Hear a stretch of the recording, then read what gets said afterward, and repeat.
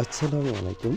আপনারা একটি বাড়ি দেখতেছেন, সেটা আজকে আপনাদের বিস্তারিত দেখাবো। ভিক্টোরিয়ান ডিজাইন করতে কত টাকা খরচ হয়?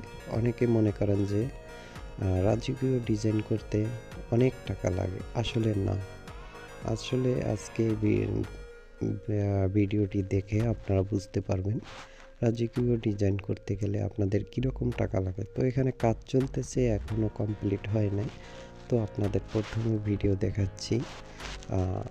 এখানে একটি রুম, এটা গেস্ট রুম। এখানে দেওয়া হচ্ছে জিপসনের ডিজাইন। এখানে বেলকনিতে 3টি লাইটের ডিজাইন দেওয়া হয়েছে।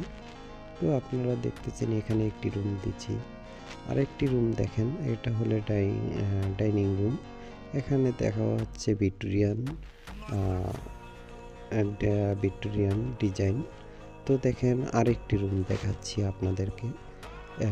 এটাও এরকম মোটামুটি সিমসামের ভিতর দেওয়া হয়েছে। তো আসলে সব আরেকটি রুম দেখাচ্ছি আপনাদের।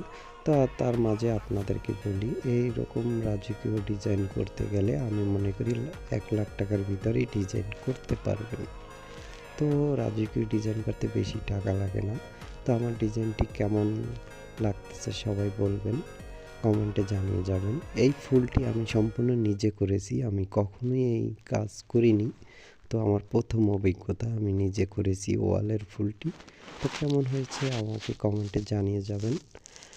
আর ইনশাল্লাহ আমার সফল হয়েছি। এই আমার রাজপুত্র, তার জন্য সবাই দোয়া করবেন ইনশাল্লাহ। আর আমার ভিডিওটা লাইক দিবেন, শেয়ার করবেন, তাহলে আমি বুঝতে পারবো আমার ভিডিওটা আপনাদের কাছে কেমন লাগছে।